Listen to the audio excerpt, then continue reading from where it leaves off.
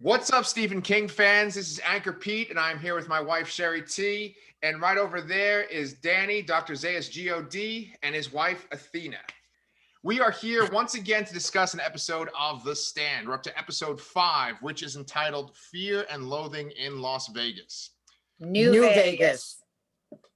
Oh, okay. Danny, we've talked about the people that can adapt Stephen King movies, right? We've basically said that it's like Mike Flanagan, Frank Darabont, and Rob Reiner. Mick Garris. Oh, Mick Garris. And yeah, it's pretty much those four guys. Right. And with the exclusion of Rob Reiner, those guys have a lot of horror experience. Mm-hmm. And so I think with this Stand, I think the people that are behind the scenes aren't really horror people. And I think that, like, to me, the show kind of feels like, especially with this episode, like a CBS All Access show really trying to be gritty and dark, and you kind of can see through it. So that's my main thing, right? I wrote down that during parts of this episode, it felt like this was the rated R version of Biff's Casino in Back to the Future Part 2.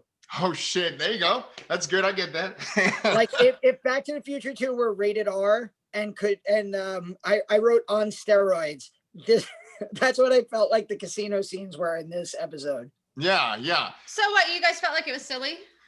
It's just, okay, so this is my main point I wanted to make, and then we could totally just take this apart piece by piece. But my main point I wanted to talk about tonight was, it's like, I feel like you need like a horror person to make this kind of story, and you need it to have a certain kind of vision. So that way, when you get to like really extreme weird things like we have in the Stand book, then it feels natural. But when it's like sort of just like kind of generic, and then you get to the extreme stuff like what we saw in New Vegas, it just doesn't feel right, you know? I guess too big a leap. Yeah. Like if you guys look at like shows that have like a unique vision, like Breaking Bad, right? Or Game of Thrones. Like usually it has a film director that is the director of a specific episode, right? And for like Game of Thrones, they would usually have this one, the guy that did Dog Soldiers, Danny, who's that? Neil Marshall. Yeah, Neil Marshall. Neil Marshall would do some of their biggest episodes, and he's like a horror guy. He did The Descent, you know? So I feel like you need the kind of horror vision throughout, and then when you get to crazy Randall Flagg shit, that's when you really go all in. So that's my thesis for tonight. Just the portrayal of Vegas seemed a little wrong to me, only because Vegas wasn't supposed to look like, just debauchery. It was supposed to look like regular people trying to build their society regular, like, not naked people all over, and CBS Access showed some boobs. Did they? Yeah, I saw some. You missed. I'll be back in a minute. No. And the parts with Lloyd and Julie Lawry, which that part I didn't mind. I didn't mind that he got together with Julie Lawry. Okay. But I did mind that he wasn't more a serious leader, because he's supposed to be, he originally when we met him, he's a young kid, and I liked when we first met him because that was more towards the book, but he did become more of a serious right-hand man, and he didn't seem like that to me.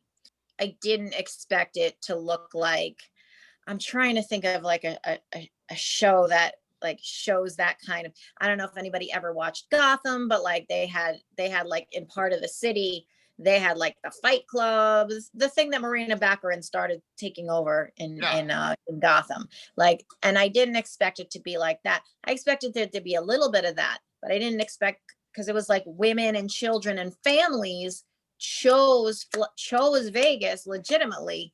And it wasn't until after, like, there were still the people that were like, strung up and everything, but that was the part that bothered me. There were more shades of gray in the book where like going to Las Vegas didn't necessarily mean you were an evil person. Like there were a lot of shades of gray characters, and like Athena was saying, like the 1994 miniseries does this also, where it's like there's there's people doing actual work. There's like people rebuilding parts of the town for the people to live in. Right. I mean, we see parts of that, like where Dayna is and where, you know, I know, Cullen it just is, feels but like they're it's like, not in Vegas. It's not on the strip. Well, Shari, as someone that's only seen the 1994 miniseries, right? Mhm. Was this kind of what you were anticipating for New Vegas to be like, or did you think it was over the top? What was your impression of New Vegas? Yeah,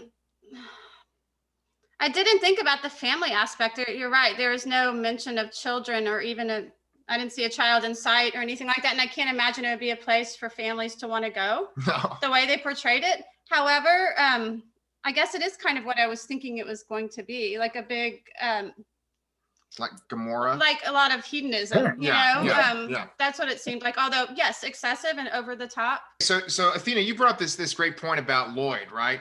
That Lloyd in the book goes through a transformation. And I'm still not finished with the book, but I'm almost done, right? I have like 6 hours left. And Lloyd just had this scene where he's talking to another guy in Vegas and he's saying that Randall Flagg changed him. Right. And he said, and you can tell in the beginning of the book, he's this crazy, wacky guy. And then the next time you see him, you know, he's got a suit on and he's in charge of everyone. He's being very professional. In this, I felt like they just kept him wacky and he kept wearing like the Michael Jackson shit. Like Lloyd, the reason why I wanted to do this episode with you guys was because Lloyd just bothered me so much in this. the one thing I remember from the book and in the miniseries was Flagg was anti-drug. Oh yeah. Yeah. Flagg That's right. crucified people, literally Yeah. crucified people who did drugs. And here's Lloyd, his right-hand man with coke on his nose. Yeah. And I'm like, come on. Like, I'm thinking of like Miguel Ferrer in 1994 with like the suit, and like he was so sure of himself. Taking care of business. He was like, yeah, he was a right-hand man. He was like a no nonsense, like, we have to do what Flagg said.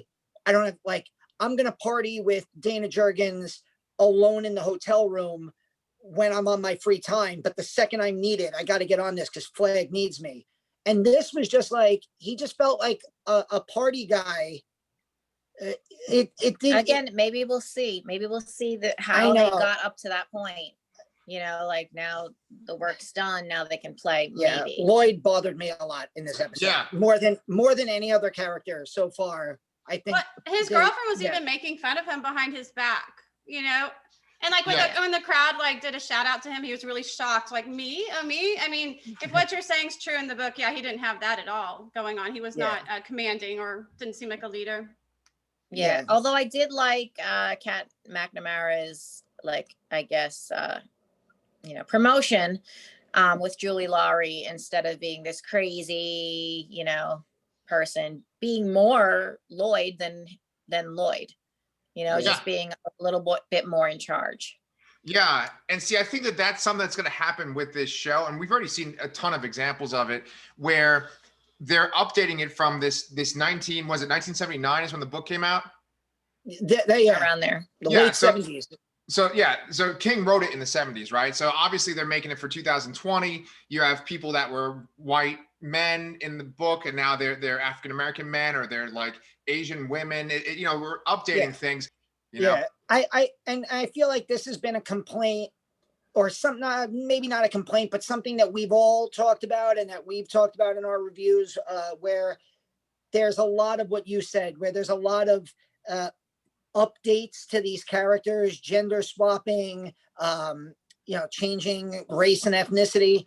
And it's not a bad thing. It just feels, when there's so much of it, it almost feels like it's being done on purpose to, you know, that there's almost like a wokeness to what they're doing, like the intentions of because it's, you know, you do it once, it's okay. You do it twice, oh, all right. You do it 3, 4, 5, 6 times, it's like, okay, you're beating me over the head with the sledgehammer of subtlety now. I did like the change to the whole Nadine, Mother Abigail, Larry thing. Yeah.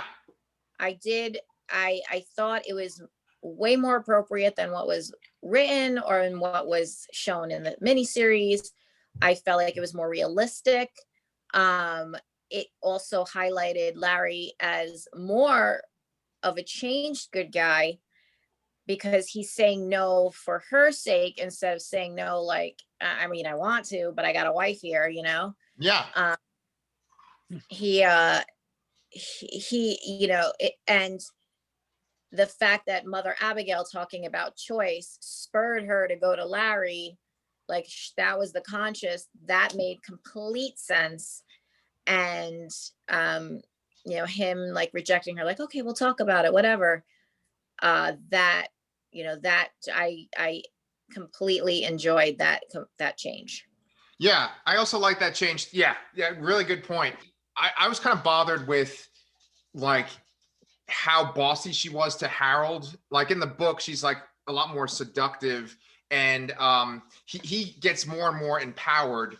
With this one, he's more like a little kid that she's kind of guiding around. And I feel like that's one of those, you were talking about woke changes. I feel like that's a woke change to the story itself, you know, where she's not really allowed to seduce him. In this episode that we just watched, like she like jerks him off in a school or something like that. But that's it. Like in the book, there's like, that's where the debauchery is in the book, is the Harold and Nadine stuff. And I wrote down on my notes, the power dynamic in the Nadine Harold story is totally off. And I agree with you. I feel like, but it was Nadine's character arc in the book was like her being tied to Harold was like what was like breaking her down.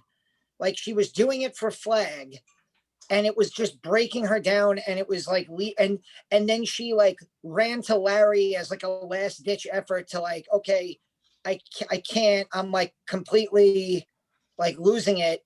Save me. And Lawry turned her away, and that sent her to Flagg. And then like by the time she got to Flagg, she was just a completely broken character. Like I feel like Amber Heard's infamy maybe, I don't know, I just feel like maybe they made these changes because of her. I don't know.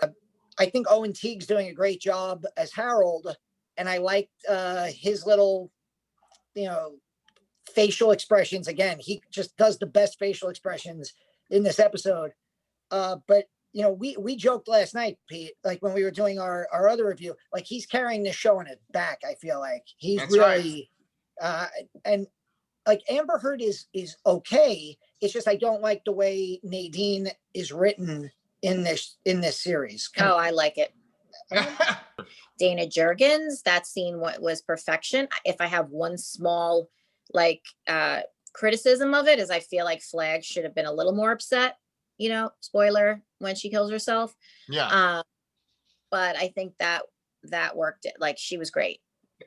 That was probably the best scene. And one of the changes that I liked was that they had that gigantic screen of Flagg, right? And he's giving his speech. Now, a thing that I didn't like about the show was what he says in the speech is very generic. He's like, it's our time. You know, I was like, okay, whatever.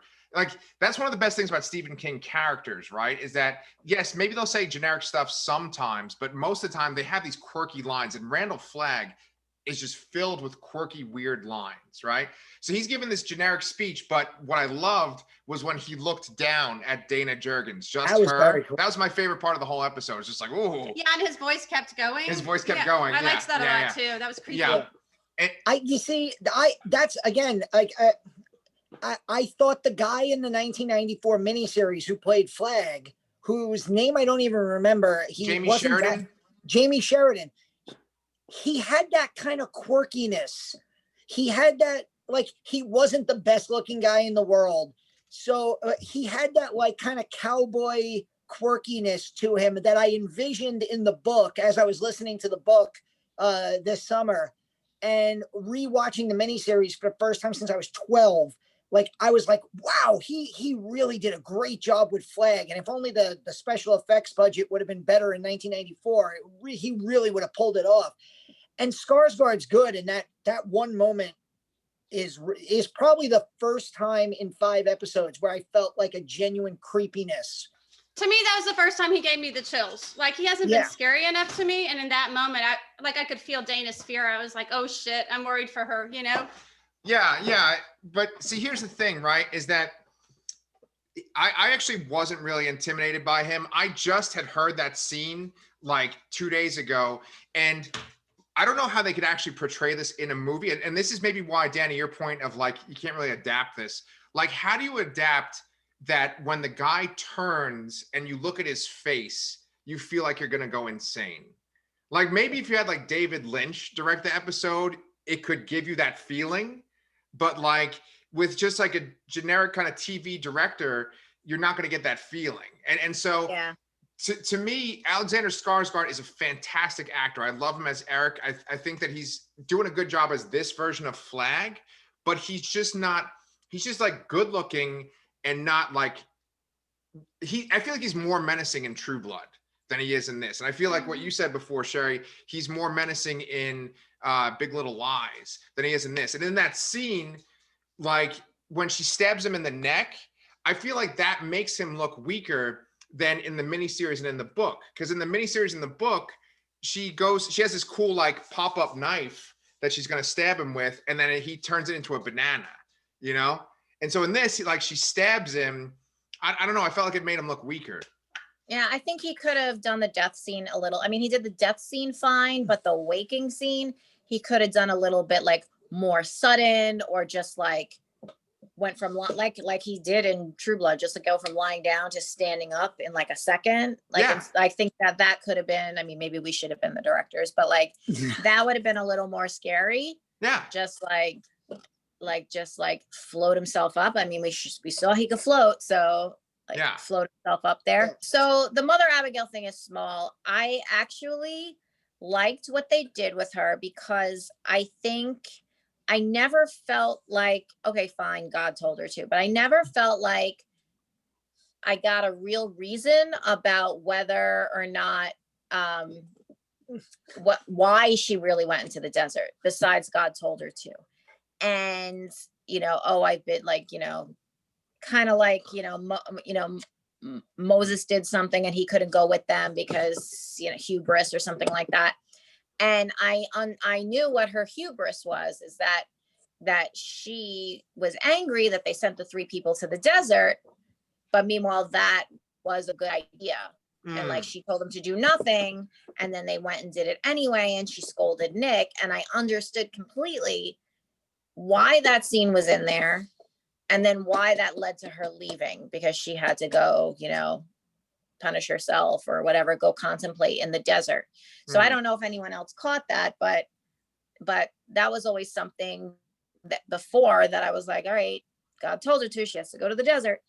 And it didn't really, I didn't see what her hubris was. I didn't see what it, like, I thought maybe it's because the lights were on and they weren't doing anything, but this time it seemed like there was a direct reason why she had to leave. And that was, going to like being upset with Nick for disobeying her word, whereas it was probably God's will that they send the 3 to be spies. I see. Yeah. It's that's a lot like Jesus in the Bible. I mean, I was Catholic, so I know like a lot about it. And he, like, because the apostles do shitty things, he has to go get punished. So, I mean, that's probably influenced by, Yeah. Isn't she supposed to be almost like a Jesus figure? Like Moses. Something just like it popped into my mind. What before we talked about all like the gender swapping of characters and things like that. The thing that annoys me is they gender swapped characters, which if you want to do that, and then because you want to make there be more prominent female characters in the show, I'm totally cool with that. Like, yeah. But they gender swap 2 characters who have barely been in the show. So it's like, so like the tokenism. Yeah, it's they changed Roy. Who's Ray? Who is Ralph? They changed Ralph Brentner to Ray. And Ray has said a total of 10 words total in 5 episodes. I mean, she's going to be important. She's gone. We think, we think she is. Like, this is why she is very apologetic as a TV watcher. She's always like, well, it'll probably get better in the next episode. And I'm like, yeah, but it stunk now. Yeah. the judge also, yes, you even said last week, oh, well, we'll probably see more of the judge this week. Nope, we didn't see any. She wasn't even in the episode. Now it's going to be next week. So it's just like they gender swap these characters for no reason right now. Like, Right. So, okay. So it does feel like tokenism in a way. Yeah. So as far as the I'm sorry, that was part of like the conversation we were having before, and it just popped into my head. I wanted to get go ahead. So as far as the spying thing, that was not even really in the 1994 series that I recall. Right. That was in the book. Where it happened was Franny was the one who broke into Harold's house, found the manifesto, put it back, told someone else. Did she? I don't remember if she told Stu or Larry. Right. But and then Larry broke in and they saw it, or he moved in and something like that. Harold's manifesto is such a big part. Yeah. Larry didn't find anything. He found Nadine's shirt. He found Nadine's shirts. I'm sitting here thinking, what manifesto are y'all talking about? It's the one that he was typing in the beginning. Like he was typing something about where occasionally you hear his voice talking about them. Yeah. It ends up being like a whole thing. In the first episode, like I think there's a scene in the first episode where he when they're still in their hometown in Maine, he finds that typewriter and he's sitting down and he's like angry typing. And he has that, and he actually does the part from the book where he's like hate and envy, or like, and he's like, oh, those people think those are the attributes of bad people. I think they're the attributes of good people. And I even brought that up in our, like in the pilot, that I thought, oh, that was so good that they actually tied that in. And then they dropped the manifesto completely. Yeah. After that. And then like suddenly in this episode, I got excited. I was like, oh shit, they're going to bring it up. They're going to find it. And then Larry finds a t-shirt. He's like, oh shit, a Smashing Pumpkins t-shirt. Oh, they must be banging, like there's a conspiracy, it wasn't Smashing Pumpkins. I don't know. It was like One Direction or something, but no, what did you guys think about the idea of him like tapping into a nanny cam or like? I liked it. It wasn't around, but I liked that, it made him more creepy. It gave us more facial expressions. It all goes back to Harold again. So I really like that. There was a couple of homages to other Stephen King works in this episode that I noticed. And one was when Larry breaks into Harold's house, he moves around the chess pieces accidentally, and then he turns the horse one way. And that's just like in Misery, which Shari and I just watched. We just watched it, and there's the penguin scene that he has to, that he doesn't turn that's properly, right. and he's all over it. Yeah. And then the other thing was during the credits, they played Don't Fear the Reaper, which of course is the opening song in the Stan miniseries from 1994. That made me Yeah. I that was another thing that I've noticed. The music is great. The music, the song choices have been great, and they typically end the episodes with really good song choices. But I wanted to bring up like the dinner scene with Franny and Stu Sure. and Harold. Oh, sure. I actually really liked the very awkward dinner scene with Franny and Stu and Harold, where he tells that story about, remember how he went and got ice cream and then he kind of traps her into pretending, it's like, I don't know what he's trying to do there. Is he just trying to prove to himself that she really doesn't give a shit about him and doesn't remember him, and that helps him feel better about his plan to move forward with betrayal? Maybe. I had thought that's just the weirdness of Harold, but yeah, it could be that. And again, that scene was just another reason why Owen Teague is the MVP of this show. Absolutely. Like that was one of those, like the scene with Flagg on the screen where you're like, whoa, like when he's like, I wasn't there, Franny, and you realize that he was lying. I was like, okay, that's creepy as fuck. That's like that's like Harold's creepier than Flagg right now. Yeah. The episode ended with the Blue Oyster Cult coming on, and they showed him with that really hideous grin on his face. Yeah, he was the scariest part, I thought. Yeah, that's a really good point, guys, because it could have ended where it was flipped, where it could have been that, what's her face? Dayna Jurgens kills herself, and then Randall Flagg sits down. that could have been the end of the episode, but instead it ends with Harold, which is more. You thought it scary. was the end of the episode. So literally, At that point, you were like, "Is that it?" He I was sits like, back. "No, there's He more." sits back on the couch, and it goes to commercial. And in my head, I'm thinking, well, I've watched this for about 45 minutes, it feels like. So that's got to be the end of the episode. And I was getting up to use the bathroom, and I paused it. I was like, there's 14 minutes left. Oh, well, come on. I wanted to bring up one last thing that I liked, and I want to see if Danny or Athena, if you guys get this, but Fiona Dourif was in this episode. Do you know who that is? Yeah. I don't. Brad Dourif's daughter, right? I didn't know either. Yeah. And so Shari didn't know who Brad Dourif was. And I was like, dude, Brad Dourif is amazing, you know? Chucky, right? Exactly. He's Chucky, but then he's also he was in One Flew Over the Cuckoo's Nest. Didn't he get like an Oscar nomination? He was. When I saw him, I was like, oh, I recognize him, but I couldn't have come up with a name. Yeah, so she played the rat. In the credits, she's described as Rat Woman. So she's like the announcer. That's who.